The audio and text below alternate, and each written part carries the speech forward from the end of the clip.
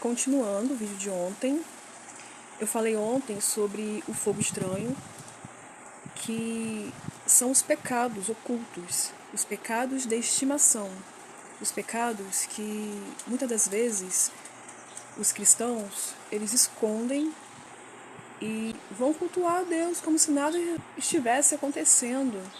Usam máscaras, usam uma capa de falsa santidade. Pensam que estão enganando, mas a Deus ninguém engana. Engana as pessoas, mas a Deus não engana. E o que pode ser alguns desses pecados? Pecado muito praticado, hoje em dia.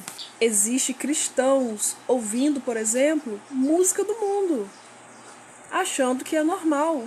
Um abismo puxa o outro abismo. Se você ouvir música secular e achar que é normal, sabe o que vai acontecer? Por exemplo, eu gosto de Lana Del Rey, só que eu não quero ouvir, eu não vou ouvir. Porque se eu começar a ouvir, isso vai me afastar de Deus.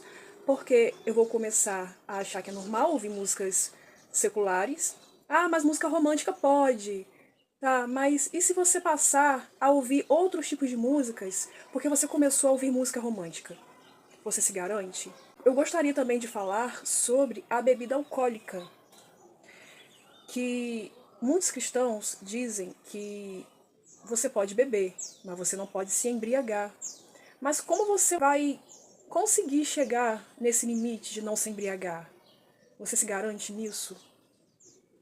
Então, entre fazer e não fazer, é melhor não fazer, né? Para não correr o risco de fazer errado. Porque se você se embriagar e o seu irmão te ver embriagado, você vai estar escandalizando o evangelho. E ai daquele por quem vier os escândalos. O mesmo serve para a música. Porque se você começa a ouvir música romântica, porque é romântico que pode ouvir, e você daqui a pouco começa a ouvir Madonna, começa a ouvir Ahá, começa a ouvir Lady Gaga, e aí você não vai ficar só nas românticas, você vai partir para as dançantes, porque é a playlist. Então você vai começar ouvindo outras músicas, sem falar que muitas das vezes você pode estar ouvindo cantores que fazem apologia ao crime, às drogas, entre outras coisas, que a gente sabe que não agradam a Deus, que é errado diante da sociedade e de Deus. Vocês já viram as letras dos sertanejos que só falam de traição, de mentira, relações fora do casamento? Não é normal um cristão ouvir música secular. Não é adequado um cristão ouvir música secular. Essas músicas, elas causam sentimentos que muitas das vezes não provém de Deus. Elas nos levam, muitas das vezes, a pecar. A gente tem que tomar muito cuidado com os não tem nada a ver isso não, porque é assim que começa, com os não tem nada a ver. Pode isso, não tem nada a ver, pode aquilo, não tem nada a ver. É assim que começa.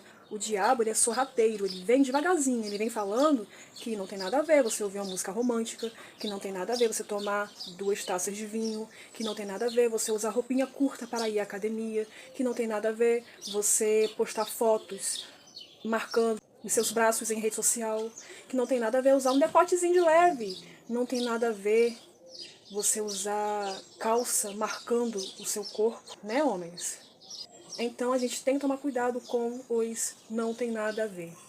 Tem muito crente que usam de palavras torpes. O que são palavras torpes? Xingamentos, palavras de baixo calão, palavras ofensivas. E eu vejo muito cristão, ou pessoas que se dizem cristãs, com palavras obscenas, palavras sujas, palavras que ofendem, palavras torpes, xingamentos, palavrões na boca. E isso não é atitude de crente, isso não é atitude de cristão. Outro pecado que pode estar sendo praticado por muitos crentes: relações íntimas fora do casamento. A fornicação, que é o relacionamento fora do casamento ou antes do casamento, não agrada a Deus e leva ao inferno. Outro pecado que pode estar sendo praticado por muitos cristãos: a masturbação. Cuidado com esse ato, cuidado com o que você está pensando ao se masturbar. Você está contaminando a sua mente, você está pensando coisas obscenas. O nosso corpo, ele é templo do Espírito Santo. Nós somos sacerdotes desse templo. Devemos cuidar do templo do Espírito. Devemos nos santificar a cada dia. O processo de santificação, ele é contínuo. Como nos santificar? Cortando pecados. Tirando coisas da nossa vida que nos conduzem ao pecado, ao erro. Abandonando os pecados. Essa é a forma de nos santificar. Não dá para falar de todos os pecados, porque senão o vídeo vai ficar muito grande. Sabe qual é a condição humana diante de Deus?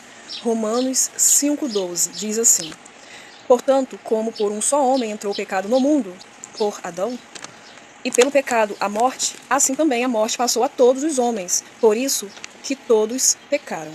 Salmos 51,5 diz assim: eis que em iniquidade fui formado, e em pecado me concebeu a minha mãe. Efésios 2, do 1 ao 3.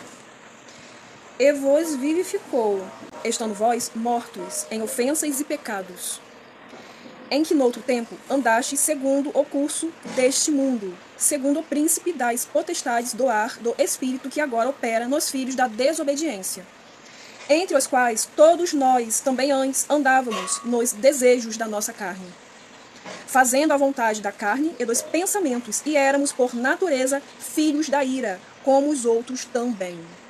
Isaías 64, 6. Mas todos nós somos como o imundo, e todas as nossas justiças como o trapo da imundícia, e todos nós murchamos como a folha, e as nossas iniquidades como um vento nos arrebatam. Romanos 3, 23. Porque todos pecaram e destituídos estão da glória de Deus.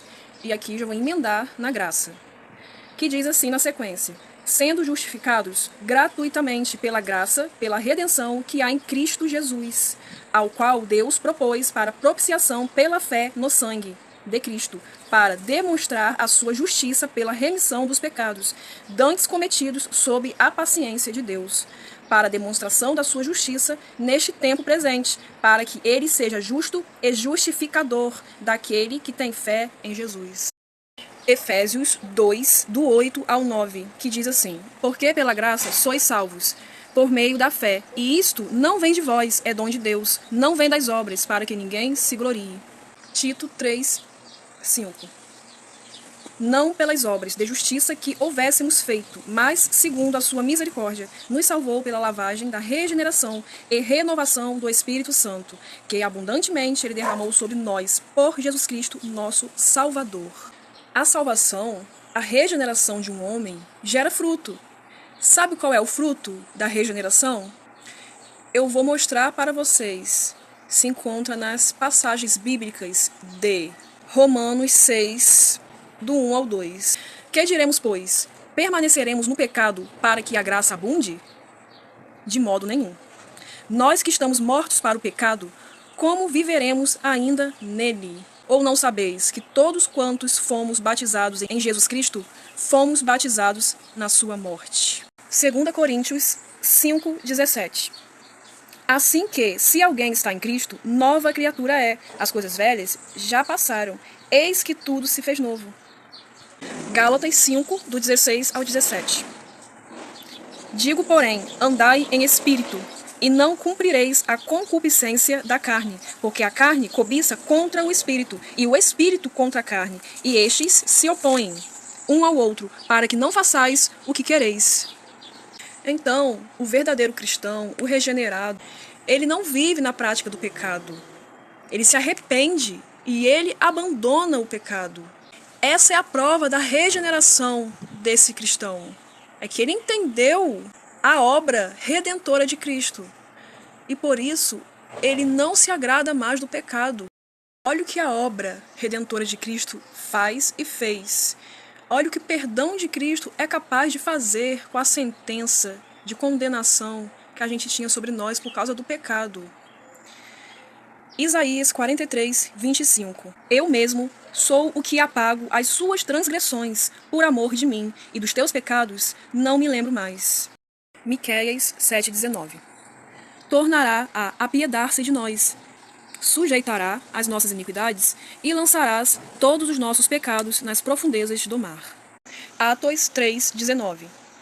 Arrependei-vos, pois, e convertei-vos, para que sejam apagados os vossos pecados, e venham assim os tempos de refrigério pela presença do Senhor.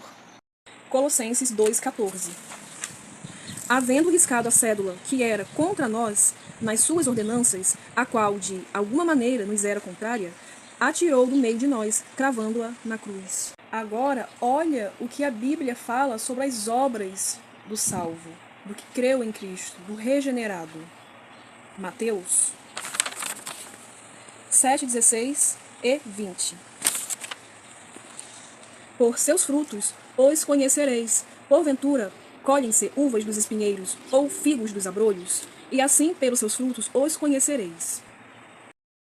Sabe quais devem ser as obras dos cristãos? Está em Gálatas 5:22. Mas o fruto do Espírito é amor, alegria, paz, longanimidade, benignidade, bondade, fé, mansidão e temperança. Esses são os frutos que o cristão deve ter, que é o fruto do Espírito. Essa é a prova que uma pessoa está em Deus e Deus nele. E aqui eu finalizo dizendo, se alguém é verdadeiro seguidor de Cristo ou não, saberemos pelos seus frutos.